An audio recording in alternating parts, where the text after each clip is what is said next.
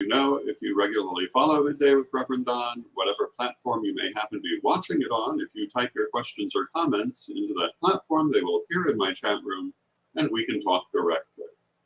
And I want to start by saying hello to Bradley in the chat room. It's good to see you, Bradley. And it's good to be here. Good to see everyone. Hello to Samantha in the chat room. It's good to see you, Samantha.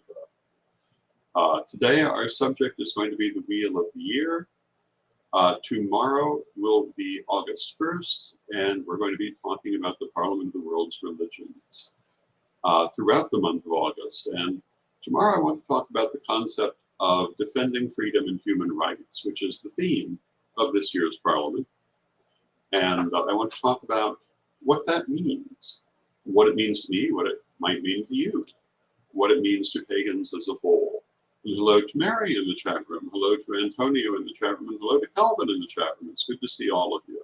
And hello to Mary Hawk in the chat room. Today, however, we're going to talk about the Wheel of the Year and what it represents and why it's important.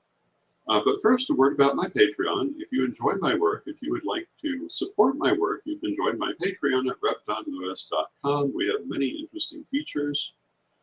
And we have a variety of events, and that is probably the best way that people can support me. Also, we have many things available at CorellianPublishing.com. Hello to Ebony in the chat room. Good to see you, Ebony. Hello to Renee. Hello to Brian in the chat room. It's good to see all of you. And I do love spending this time with you each day. Hello to Melanie in the chat room. It's good to see you, Melanie. And hello to Graskus in the chat room. It's good to see you. So what is the Wheel of the Year? And in a modern Wiccan parlance, we're talking about the 8 Sabbats of the year. And the current modern Wheel of the Year is just that. Some of these celebrations are very ancient, but it's taken its form through the late 19th and 20th century. It has been continually refining to where it is today. And there's still things happening with it. And this is natural because religion is a living, growing thing. So one expects to see innovations. I'm sure they will only continue. The way we look at certain things changes as we go forward. But let us look at the Wheel of the Year and what it is. And generally speaking, when we speak of the Wheel of the Year, we're talking about the 8 Sabbats. There are also the Esbats, which are the monthly lunar ceremonies, but the Wheel of the Year refers primarily to the 8 Sabbats, of which the first is Samhain, which corresponds more or less to Halloween on the conventional calendar. It is the 31st of October and the 1st of November. The 1st of November is the actual date. It is considered a Grand Sabbat. Yule, which falls on the winter solstice. Yule is a very ancient ceremony, but the modern celebration of Yule, although it draws on those ancient things, is somewhat different from what that was. It is a modern ceremony. Imbolc on 1st of February, also sometimes called Candlemas, after the comparable Christian holiday that falls on the 2nd of February, and historically has tended to be associated with it. Another Grand Sabbat. The spring equinox, which is often called Ostara, which is the spring equinox. Beltane, or Balshana, the 1st of May, also called May Day, and many other names. And hello, Kazan in the chat room. It's good to see you, Kazan. Also another Grand Sabbat. Midsummer, which falls on the summer solstice. And Lammas on the 1st of August, or Lunasa, which is the final Grand Sabbat. And then the fall equinox, which is sometimes called Mabon, sometimes simply the fall equinox. And these 8 ceremonies constitute the Wiccan Wheel of the Year for most people who describe themselves as Wiccan. There are some variations, there are always variations. And Um, this is a conglomerate of a number of historical sources. The four Grand Sabbats are ancient Celtic festivals, which are particularly important in Celtic countries. But one of the reasons they survived is they were also incorporated into the Roman Catholic Church and became important there for many centuries. And this was because of the prominence of the Celtic Church in the late Dark Ages. You'll sometimes hear how the Irish saved civilization, quote unquote. That's the period we're talking about. And during that time, the Irish Church was the leader of the Christian movement, and they incorporated these ancient Celtic festivals into their church calendar, and thence later into the Roman Catholic calendar. That is part of how they survived. It's not all of it. The traditions associated with those older ceremonies did survive for many people. But they also had this other quality, often offset by a single day. And hello to Michael in the chat room. And I mentioned how Imbolc is associated with the Feast of Candlemas, which is the 2nd of February, where Imbolc is the 1st. Lunasa on the 1st of August is often associated with Lammas on the 2nd. This is how that happened. And Draskus says, sometimes I struggle to see how the Sabbats form a single narrative, and I'm sure many others feel the same way. Is there a point in even trying to make a single narrative out of these? And my answer is it depends on what you mean by a single narrative. People have tried to impose a number of narratives on the Sabbats, but the narrative they actually tell is about the natural cycles of life. And if you look at them that way, I think that it's actually very straightforward. If you look at them as following the natural format of the day, with the dawn being at Candlemas, with noon at midsummer, with dusk at Mabon, with midnight at Yule, it follows very sensibly that natural cycle. If you look at it as commemoration of the seasons, obviously they follow the seasons. They commemorate specifically the seasons.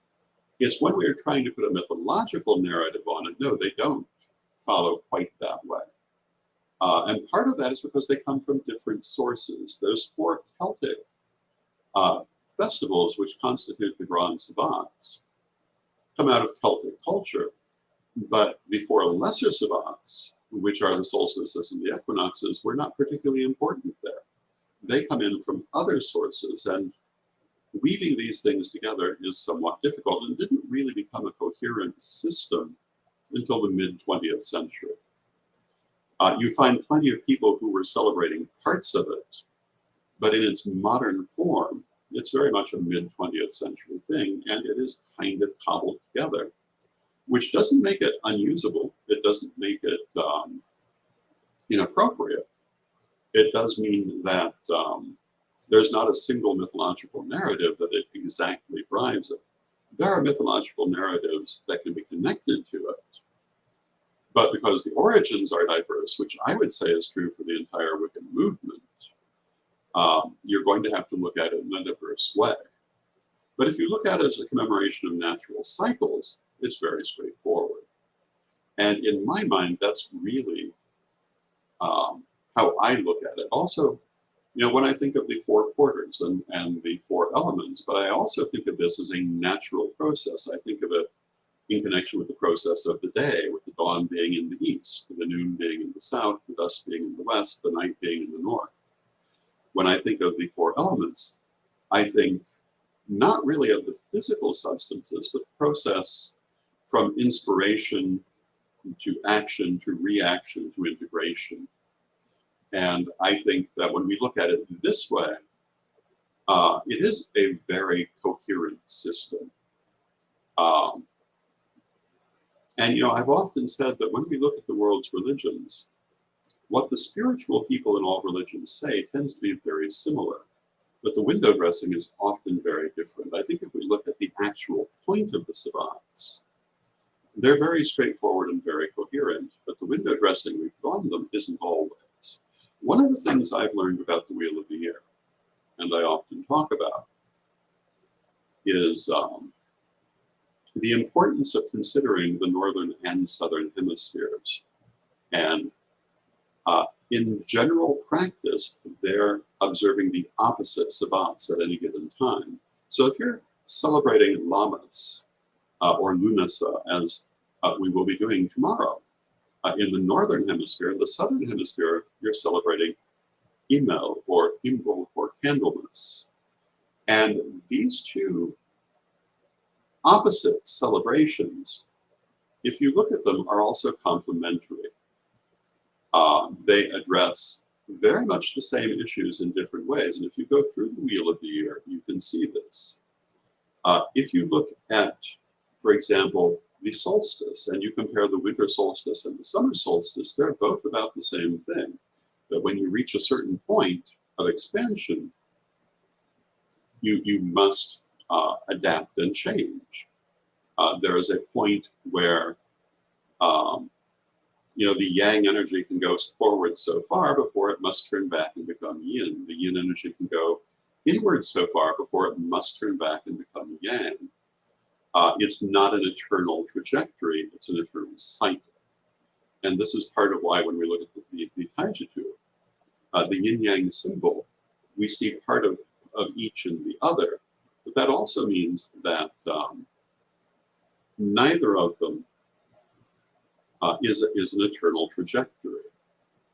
They are representing the movement of the universe, and the Wheel of the Year does the same. When we look at Imbolc and Lammas, we are looking at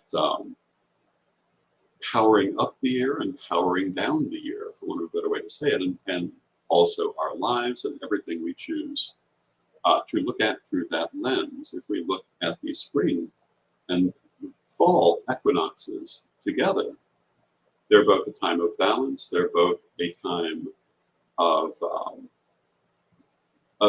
both trying to find balance and celebrating balance. And they're also a time of growth. In one case, the growth of the plants of the world, and in the other case, the growth of the harvest.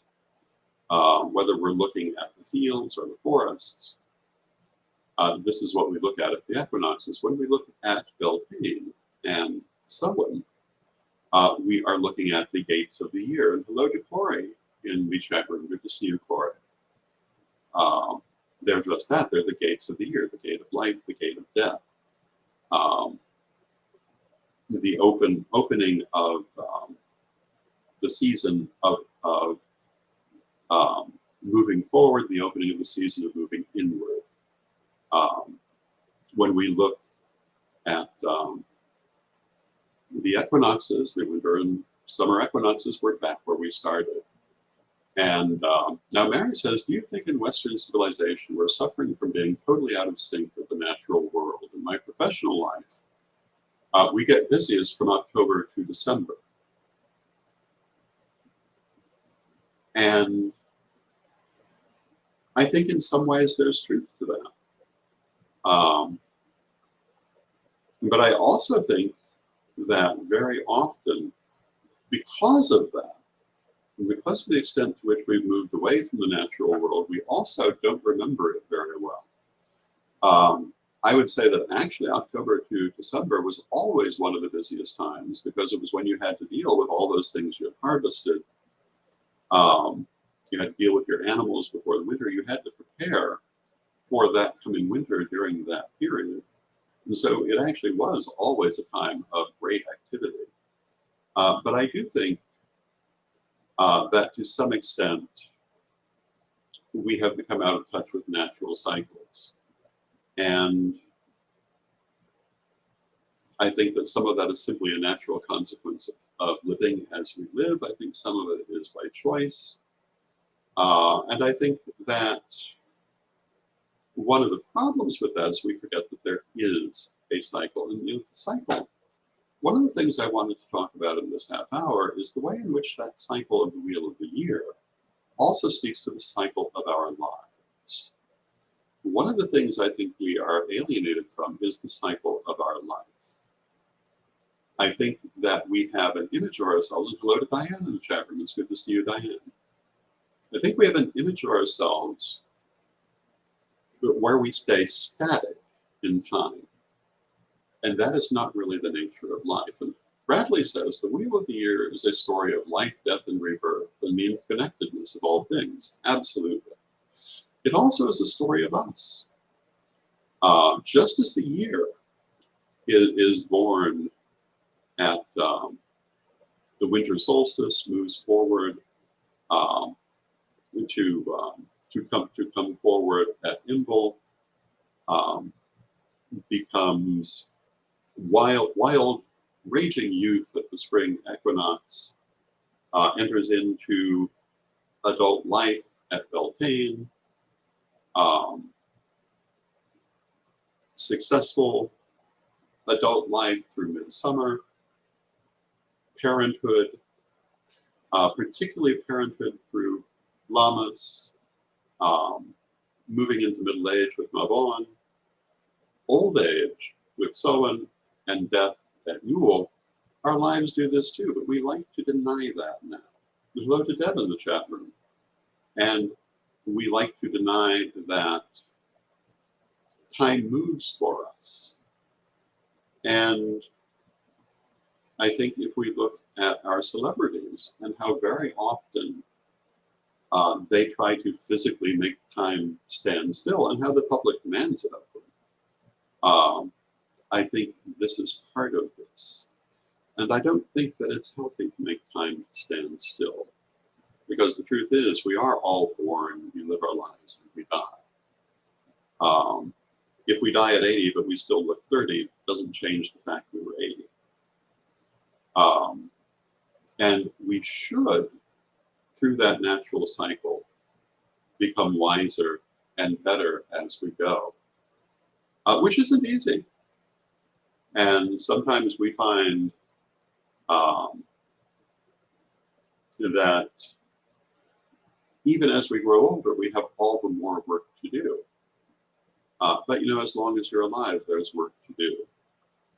And to my mind, when we commemorate these natural cycles, we're also commemorating our own natural cycles. Whether it's the cycle of the day, the cycle of the year, the cycle of our lives, they're all the same cycle. One of the things I talk about is how if you look at nature, you'll see the same thing happen over and over again. There'll be a single line that splits into several lines that splits into many lines. Whether it is a vein in the body, a river in the countryside, a branch in a tree, you will see that same format again and again and again.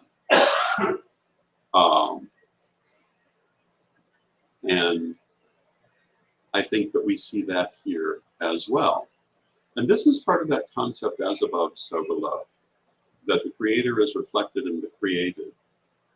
And that if you want to see the creator, you look at the creation. And this was something that I learned particularly from Lady Bitterwood, who always talked about how to learn about God, you look at nature. And I would say you also can look at life in any format. This is also the idea why if we look at the palm of our hand and look at the lines, we can see the universe reflected. Why if we look at our astrological chart, we can see the universe reflected. And the Wheel of the Year is one of those reflections. It is one of those ways in which that unity of existence is revealed to us and we are reminded of it. And so in my mind, when we celebrate that Wheel of the Year, we are also celebrating the wheel of our lives and the way in which everything that occurs moves forward. I talked about the 4 elements in the magic circle earlier and how I see them as a process of literally anything. And I would say the Wheel of the Year is the same. It's another way of looking at how most everything takes place, how the cycle it goes through, including ourselves. And so to me, it's a kind of instruction placed there for us. that we can consult for our own information, our own education, our own guidance. And these are some of the real reasons beyond worship and way beyond mythology that the Wheel of the Year is important. And, you know, there are all kinds of myths attached to these savants. We talk about them in the degree lessons. We talk about the descent of the goddess. We talk about how it also talks to incarnation and reincarnation. But under it all is the central underlying process of being. And in my mind, ultimately, that's what all of these things speak to. They speak to that central process of being. And it is an important thing for us to look, I think, at the essence as well as the form. When I was studying art many years ago, form over function was one of the things very heavily stressed at that time. The idea that in the 19th century, people put the form over the function quite often, but in the 20th century, we focused on the importance of the form over the function. And this was a change in how people looked at things. But I think it's very important always to consider that function, to consider the form in light of the function. And Jim says we need more recognition of our life cycles. Perhaps society created the myth of middle age to compensate for fear of aging. Perhaps. You know, aging, as they say, is not for sissies. But it's also a privilege denied to many to stay firmly on the shores of the ocean of cliches. Aging can be difficult, but it brings many rewards, at least for people who are still living and growing. And ideally, we live and grow until we die. And the truth is, any one person, we can divide our life cycle in any number of ways, but any one person is going to be where they're at, not necessarily in an archetypal place. And hello to Heather in the chat room. And this is true in every part of life. That very young person can be very wise. That very old person can be very foolish. That very old person can be the strongest person in the room. Where we expect people to be is not always where they are, and our stereotypes get in our way. But having said all of that, I see that we're coming to the end of our half hour. I want to thank you for being with me. I love to spend this time with you. I'm going to go ahead and close for now. And I thank you for being with me. I look forward to seeing you tomorrow. And let us close, as we always do, with our prayer. Divine Mother Goddess, Divine Father God, beloved ancestors, we thank you for all the wonderful things in life and for all the signs you give us to help us to grow. We pray that you will help us to achieve that growth, to open our minds, to make the changes we need to make, to have the best lives we can for ourselves and for others. And beloved Mother Goddess, beloved Father God, beloved ancestors, we thank you with great love and with respect, and knowing you are always with us. From respect, we thank you for your presence, and may you be blessed now and always. And I thank you for your presence. May you be blessed now and always. And we will see you tomorrow. And until next time, again,